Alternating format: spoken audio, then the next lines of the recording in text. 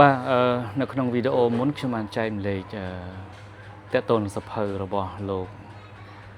Ryan Holiday រួចរាល់ហើយតកតូននឹងវិន័យបាទវិន័យគឺជាវាសនារបស់យើងម្នាក់ហើយប៉ុន្តែបងប្អូនត្រូវចាំថារឿងគ្រប់យ៉ាងតែមានការប្រែប្រួលដូច្នេះវិន័យ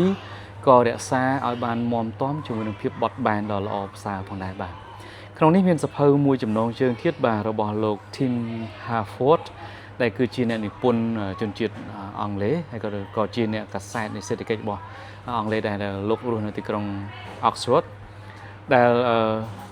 លោកបានលើកឡើងថាមិនថាមនុស្សសត្វបាទឬក៏អ្នកសេដ្ឋកិច្ចអ្នកជំនាញ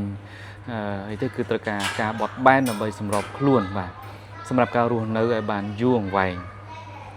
នៅក្នុងគំនិតមួយដែលលោកលើកឡើងនៅក្នុងអត្ថបទទី1នៅក្នុងទំព័រដំបូងបាទសភៅរបស់លោកគឺសម្របខ្លួននោះគឺគាត់និយាយថាអ្វីដែលត្រឹមត្រូវបំផុតបងប្អូនគឺការព្យាករសុទ្ធតែខុសបាទការព្យាករមួយដែលត្រឹមត្រូវបំផុតគឺការព្យាករសុទ្ធតែខុសដូច្នេះលោកលើកទឹកចិត្តឲ្យមិនថាបណ្ដាក្រុមហ៊ុនម្ចាស់អាជីវកម្មឬមួយក៏អ្នកប្រដាឬក៏អ្នកជំនាញអីទេគឺត្រូវការធ្វើការបត់បែនសម្របខ្លួនព្យាយាមស្វែងរកគំនិតថ្មីដើម្បីបង្កើតវាហើយយកវាទៅអនុវត្តសម្រាប់គំនិតនៅក្នុងការរុញអាជីវកម្មរបស់ខ្លួននៅពេលបច្ចុប្បន្ននឹងឲ្យដំណើរការទៅតាមការបត់បែនរបស់សង្គមលោកក៏បានលើកឡើងថាកុំជឿទៅលើអ្នកជំនាញពេកពីព្រោះការព្យាករណ៍ភាគច្រើនគឺខុសប៉ុន្តែជឿទៅលើរបត់នៃការផ្លាស់ប្ដូររបស់ពិភពលោកបាទដែលមានតែការសិក្សានិងការអនុវត្តគំនិតថ្មីទេដែលធ្វើឲ្យក្រុមហ៊ុនរបស់ខ្លួនអាជីវកម្មរបស់ខ្លួនឬមួយក៏របៀបនៅក្នុងការរស់នៅរបស់ខ្លួននឹងទទួលបានភាពរឹងមាំយូរអង្វែងមិនបាត់បង់នៅក្នុងពិភពលោកនេះបាទមានច្រើនបងប្អូនដែលមានអាជីវកម្មក៏ដូចជាក្រុមហ៊ុនមួយចំនួនក៏ដូចជានៅក្នុងផលិតផលសេវាកម្មដែលបានបាត់បង់ពីពិភពលោកនេះដោយសារតែ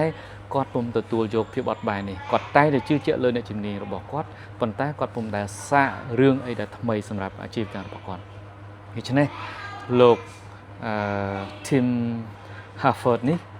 គាត់បានណែនាំយើងបាទឲ្យមានការបត់បែននិងអនុវត្តបាទទៅតាមកលឹះនិងតាមកលៈមួយប្រកបដោយភាពបដិកលាប៉ុន្តែសូមឲ្យសម្របខ្លួនឲ្យបានតាន់ពេលវេលាជាមួយនឹងការប្រែប្រួលនៃពិភពលោក